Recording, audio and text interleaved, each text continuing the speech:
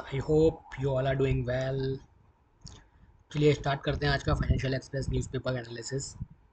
तो पहली जो न्यूज़ निकल करके आ रही है वो ये है कि steel import to face 12% safeguard duty. Steel का जो इंपोर्ट है, निर्यात है, उसके ऊपर 12% की ड्यूटी लगाई जा रही है। सेंटर जो है 12% की ड्यूटी उसके ऊपर लगा रहा है। ये हो क्यों रहा है ऐसा?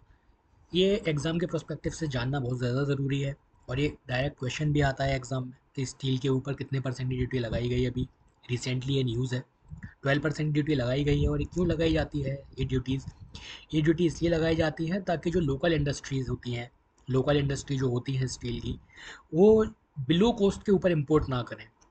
मतलब कम दाम में इम्पोर्ट उनका ना हो, उनको नुकसान ना हो। काफ़ी मेहनत से स्टील को बनाया जाता है, बहुत इसमें खर्चा आता है, और उसके बाद भी अगर वो इतनी आमदनी ना हो पाएगी तो बहुत दिक्कत हो जाएगी फिर। इस वजह से सेंटर ने जो है इस बार 12% की ड्यूटी की जो है इंक्रीज़ की है। लोकल लोकल जो इंडस्ट्रीज़ हैं उनको इससे काफ़ी ज़्यादा बेनिफिट होगा, और बहुत सही भी है ये चीज़। अगली जो न्यूज़ आ रही है वो ये है, हाँ छोटी सी न्यूज़ है लेकिन बहुत ज़्यादा ज़रूरी है। डायरेक्ट क्वेश्चन आता है एग्जाम में।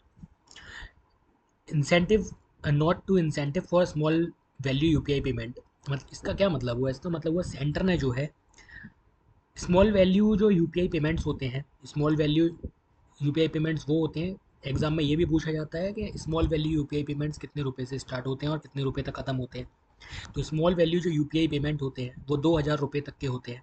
2001 रुपये से लेकर के 2000 रुपये तक जो भी पेमेंट होता है उसको स्मॉल वैल्यू यूपीआई पेमेंट कहा जाता है। तो सेंटर ने जो है अभी अप्रूव किया है 1500 करोड़ का इंसेंटिव। याद रखिएगा, 1500, 1500 करोड़ का इंसेंटिव। किसके लिए? प्रमोशन के लिए। स्मॉल वैल्यू यूपीआई पेमेंट्स का प्रमोशन होगा, UPI small value UPI payments का, जिससे कि सेंटर को और जो कंपनीज हैं उनको काफ़ी ज़्यादा प्रॉफिट रहेगा, और देश भी अपना जो है आगे आगे आगे बढ़ सकेगा। दूसरी चीज़, ये क्यों इतना ज़रूरी है? ये इसलिए इस वजह से इतना ज़रूरी है ताकि जो स्मॉल जो मर्चेंट्स हैं वो काफ़ी ज़्यादा हद तक आगे आ सकें। स्मॉल मर्चेंट्स को ध्यान में रख करके ये किया गया है। कॉमन पीपल को बेनिफिट होगा इससे, कॉमन पीपल को भी ध्यान में रख के किया गया है। तो आपके एग्जाम के लिए बस यही दो चीज़ इंपॉर्टेंट है कि सेंटर ने 1500 करोड़ का इंसेंटिव अप्रूव किया है यूपीआई पेमेंट्स के लिए। पहला 1500 करोड़ डायरेक्ट पूछेगा वो क्वेश्चन के कितने रुपए का जो है इंसेंटिव प्लान किया गया है। आंसर रहेगा 1500 करोड़। और दूसरा, small small value UPI payment क्या होते हैं? तो 2000 रुपये तक कोई भी पेमेंट हो उसको स्मॉल वैल्यू पेमेंट कहा जाता है। और अभी मेंस भी आने वाला है, मुझे लगता है इनमें से कोई एक न्यूज़ तो ज़रूर आएगी उसमें। आगे चलते हैं कोई एग्जाम के पर्सपेक्टिव से न्यूज़। देखिए, हाँ ये देखिए यहाँ पे भी ये कवर किया गया है उसी न्यूज़ को। कैबिनेट ने अप्रूव किया 1500 करोड़ का इंसेंटिव यूपीआई पेमेंट्स के ऊपर। बहुत ज़्यादा इंपॉर्टेंट न्यूज़ है ये पूरा आर्टिकल आया हुआ है इसके ऊपर इतना बड़ा, काफ़ी ज़्यादा इंपॉर्टेंट है। अपने जो इन्फॉर्मेशन ब्रॉडकास्टिंग मिनिस्टर हैं, कौन है अपने इन्फॉर्मेशन ब्रॉडकास्टिंग मिनिस्टर? अश्विनी वैष्णव। अश्विनी वैष्णव, उनकी ये फ़ोटो है, ये सामने लगी हुई है। अपनी IND मिनिस्टर है यूनियन के। दूसरा, अगली जो न्यूज़ निकल के आ रही है वो ये है, इंडिया फॉर स्टैगर्ड। यहाँ ये न्यूज़ इतनी इंपॉर्टेंट नहीं है लेकिन यहाँ से एक वर्ड आता है स्टैगर्ड। इस वर्ड स्टैगर्ड का क्या मतलब होता है? स्टैगर्ड, ये आपके इंग्लिश के न्यूज़पेपर के लिए काफ़ी ज़्यादा इंपॉर्टेंट रहेगा। सॉरी, इंग्लिश के जो आपका सेक्शन रहता है एग्ज़ाम में, उसमें स्टैगर्ड का आपको मीनिंग पूछ लिया जाता है। स्टैगर्ड का मतलब होता है चौंका देने वाला। चौंका देने वाला स्टैगर्ड। जैसे आपने सुना भी होगा कि एक स्पोर्ट्स में आपने काफ़ी बार सुना होगा स्टैगरिंग परफॉर्मेंस दी है किसी ने। स्टैगरिंग मतलब चौंका देने वाली परफॉर्मेंस आई है सामने। बाकी एक एक छोटी सी न्यूज़ यहाँ से भी आ रही है कि स्कीम, एक डेयरी डेवलपमेंट के लिए एडिशनल फंड लागू किया गया है। इतनी इंपॉर्टेंट नहीं है लेकिन पता होना चाहिए फिर भी। डेयरी डेवलपमेंट के लिए सेंटर ने फंड अलॉट किया है 2790 करोड़ का।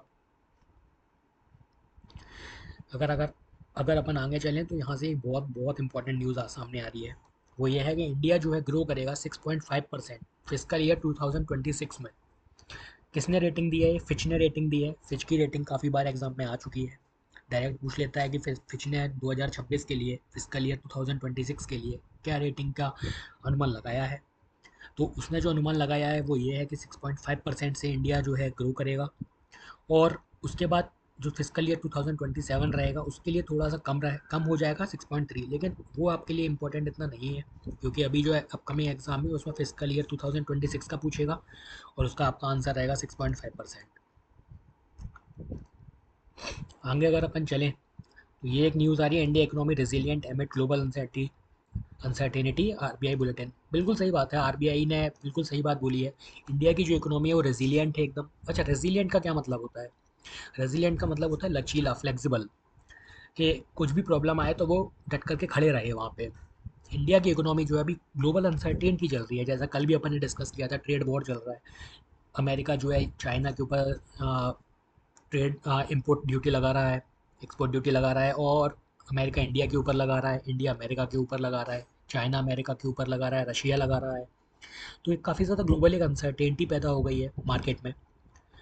और इस बीच जो सबसे अच्छी खबर है वो ये आ रही है कि इंडिया की जो इकोनॉमी है वो ऑलरेडी बहुत अच्छे से ग्रो कर रही है। और जो एग्ज़ाम के पर्सपेक्टिव से एक न्यूज़ काफ़ी इंपॉर्टेंट है वो ये है कि 2030 तक अपनी जो इकोनॉमी है वो कहाँ पे चली जाएगी। तो अपनी जो इकोनॉमी है वो थर्ड लार्जेस्ट बन जाएगी, याद रखिएगा, थर्ड लार्जेस्ट इकोनॉमी बन जाएगी अपनी वर्ल्ड में 2030 तक। और ये जो इन्फॉर्मेशन है काफ़ी बार एग्जाम में पूछी जा चुकी है और आगे भी पूछी जाती रहेगी ये, क्योंकि ये बहुत ज़्यादा इंपॉर्टेंट है और बढ़िया भी है। इंडिया की इकोनॉमी इतनी अच्छे से ग्रो कर रही है। अगर अगर अपन आगे बढ़ें तो ये कंपनीज वाला पार्ट आ जाता है, इतना इंपॉर्टेंट नहीं है अपने लिए। आगे चलते हैं, कोई न्यूज़ अगर आती है तो अपन चेक करते हैं उसको। Foreign funds pile into Indian debt even as they dump stocks. India के सॉरी फॉरेन के जो फंड्स हैं वो इंडिया के ऊपर पाइल अप हो रहे हैं, इंडिया के जो डेट है उसके ऊपर। इतनी इंपॉर्टेंट नहीं है, फिर भी पता होना चाहिए। यहाँ से एक न्यूज़ आती है वो है आरबीआई गवर्नर के ऊपर। आरबीआई गवर्नर जी कौन है इस बार अपने इंडिया के? आरबीआई के गवर्नर कौन है ये तो पता होना चाहिए अपन लोगों को। वो है संजय मल्होत्रा जी, ये इनकी फ़ोटो है। संजय मल्होत्रा जी की ये फ़ोटो है, संजय मल्होत्रा जी हैं अपने आरबीआई के गवर्नर। इसके पहले अपने गवर्नर कौन थे? इसके पहले जो अपने गवर्नर थे वो थे शक्तिकांत दास जी, शक्तिकांत दास। और अभी जो बनी है वो है संजय मल्होत्रा। एक बहुत ज़्यादा इंपॉर्टेंट एक न्यूज़ सामने निकल के आई है, rupees rises for fourth straight session. कल भी एक न्यूज़ आई थी जिसमें अपना ये पता चला था कि रुपया जो है अपना डॉलर के मुकाबले काफ़ी अच्छे से ग्रो कर रहा है। कल अपना जो रुपया है वो 86.5 के आसपास पहुंच गया था, और आज भी उसको जो है गेन हुआ है 19 पैसे का, और 86.37 हो गया है। अभी बीच में 88 पैसे हो गया था, अपना जो रुपया है वो 88 रुपीज़ चला गया था, और अब 86 आ रहा है। तो ये अच्छी बात है कि रुपया जो है अपना डॉलर के मुकाबले काफ़ी अच्छे से ग्रो कर रहा है। चलिए, सेबी बार्स फॉर्मर, यहाँ न्यूज़ इतनी इंपॉर्टेंट नहीं है लेकिन डायरेक्ट क्वेश्चन बनता है सेबी, सेबी के ऊपर। काफ़ी बार आपने सुना भी होगा सेबी होता क्या है। सेबी होता है security and exchange board of India. Security and exchange board of India, इसका हेडक्वार्टर कहाँ पर है? इसका हेडक्वार्टर है मुंबई में, मुंबई महाराष्ट्र में है इसका हेडक्वार्टर। अच्छा, ये फॉर्म कब हुआ था? सेबी जो है वो फॉर्म कब हुआ था? 1992 में फॉर्म हुआ था, 1992। याद रखिएगा, दोनों ही न्यूज़ काफ़ी इंपॉर्टेंट है। एक तो हेडक्वार्टर कहाँ पर है, मुंबई में है। फुल फॉर्म क्या है?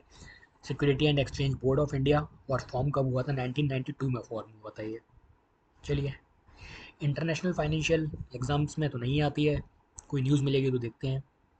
अच्छा, कल मैंने सवाल पूछा था इसराइल की कैपिटल और इसराइल की करेंसी के ऊपर।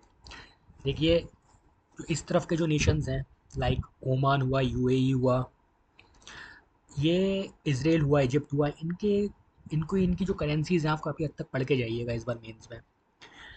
पिछली साल आ चुकी हैं, एसबीआई के मेंस में आ चुकी हैं, मैंने खुद दिया हुआ है और करके भी आया हूँ मैं उसको। उसमें मेरे को अभी भी याद है, मेरे से पूछा गया था कि यूएई की करेंसी क्या है, यूएई की करेंसी क्या है। और ऑप्शंस में मेरे को दो ऑप्शन याद हैं, दिनार और दिरहम। तो बच्चे इसमें कंफ्यूज हो जाते हैं काफ़ी कि दिनार है कि दिरहम है।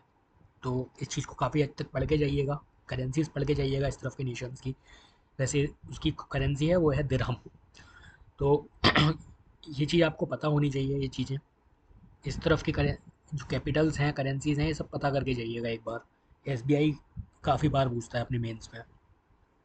स्टील जो है इंपोर्ट हुआ है, 12% की ड्यूटी उसने लगाई है, अपन कवर कर चुके हैं इस चीज़ को। ओपिनियन वाला पेज इतना इंपॉर्टेंट नहीं होता है, आगे बढ़ते हैं। कोई अगर न्यूज़ मिलती है अपन को तो अच्छी बात है। Ads ads ads, I guess newspaper complete हो चुका है। नहीं नहीं नहीं, एक न्यूज़ अच्छा सामने आई है, कल भी न्यूज़ आई थी, नासा के जो एस्ट्रोनॉट्स हैं, अच्छा जो स्पेस में जाते हैं, कल भी मैंने आप लोगों से पूछा था, जो स्पेस में जाते हैं जो लोग, नासा की तरफ से जो लोग जाते हैं उनको बोलते हैं एस्ट्रोनॉट। जो नासा की तरफ से जाते हैं उनको बोलते हैं एस्ट्रोनॉट, जो रशिया की तरफ से जाते हैं उनको क्या बोलते हैं? कल मैंने आपको होमवर्क भी दिया था, आई होप आप लोगों ने सर्च किया हो, इंपॉर्टेंट है काफ़ी, एग्ज़ाम्स में आ भी सकता है, लेकिन आपकी बेसिक इन्फॉर्मेशन लिए काफ़ी ज़्यादा इंपॉर्टेंट है। नासा के जो स्पेस में जाते हैं उनको बोलते हैं एस्ट्रोनॉट्स, और रशिया के जो जाते हैं उनको बोलते हैं कॉस्मोनॉट, कॉस्मोनॉट्स। रशिया की स्पेस एजेंसी का नाम है Roscosmos. NASA, I mean America की जो स्पेस एजेंसी है उसका नाम है नासा, जैसे इंडिया का नाम है इसरो। नासा के जो एस्ट्रोनॉट हैं बुच और सुनीता विलियम, कल ये अपने परसों ये अपनी अर्थ के ऊपर वापस आए थे। 9 मंथ्स इन लोगों ने स्पेस में बिताए थे। इस तरीके से कैप्सूल होता है, कैप्सूल का नाम क्या था? कल मैंने डिस्कस किया था, अगर आप लोगों ने ध्यान दिया हो तो। इस कैप्सूल का नाम था ड्रैगन। ड्रैगन कैप्सूल किसने भेजा था? स्पेस एक्स ने भेजा था। बहुत इंपॉर्टेंट है भाई, बहुत ज़्यादा इंपॉर्टेंट है। किसने भेजा था? स्पेस एक्स ने भेजा था। स्पेस एक्स इलॉन मस्क की कंपनी है। क्या नाम था? ड्रैगन कैप्सूल नाम था। कितने लोग वापस आए थे? 4 लोग वापस आए थे, जिनमें 2 बहुत ज़्यादा इंपॉर्टेंट है, वो है बुच और सुनीता विलियम। इस तरीके से कैप्सूल होता है, ये पानी में आ जाता है। कौन सी रिवर में लैंड हुआ था ये, आई मीन कौन सी गल्फ में लैंड हुआ था? ये हुआ था गल्फ ऑफ मैक्सिको में लैंड हुआ था, फ्लोरिडा के कोस्ट पर है ये, गल्फ ऑफ मैक्सिको। आगे अगर अपन बढ़ें तो गेमिंग सेक्टर अपना 9 बिलियन के ऊपर पहुंच रहा है। ये एक न्यूज़ है, मैं कवर करना चाहता था मैं इसको। Indian online gaming sector likely to cross 9 billion by 2029। India को जो गेमिंग का सेक्टर है वो 9 बिलियन क्रॉस कर जाएगा। गेमिंग का जो सेक्टर, लाइक आपने सुना होगा विंजो का नाम सुना होगा, ड्रीम इलेवन काफ़ी ज़्यादा फेमस है, टीम इलेवन, इस तरीके से जो गेमिंग सेक्टर्स हैं ये बहुत अच्छे से ग्रो कर रहे हैं। यही न्यूज़ आई है कि 9 बिलियन के आसपास क्रॉस कर जाएगा 2029 तक। आगे अगर अपन न्यूज़ कवर करें तो एड्स, एड्स एड्स एड्स, चलिए। आई होप आप लोगों को आज भी पसंद आया होगा। पसंद आए बताइएगा मुझे, जैसा भी हो कमेंट सेक्शन में आपका कमेंट्स खुला हुआ है। कोई न्यू आपको इन्फॉर्मेशन लेनी हो या फिर कोई आपके खुद के क्वेश्चंस हो तो उसको बताइएगा मुझे। मैं ट्राई करूँगा उन चीज़ों को कवर करने की, कि हर कमेंट में पढ़ने की कोशिश करता हूँ। बाकी खुश रहिए, ख्याल रखिए अपना। God bless you, thank you.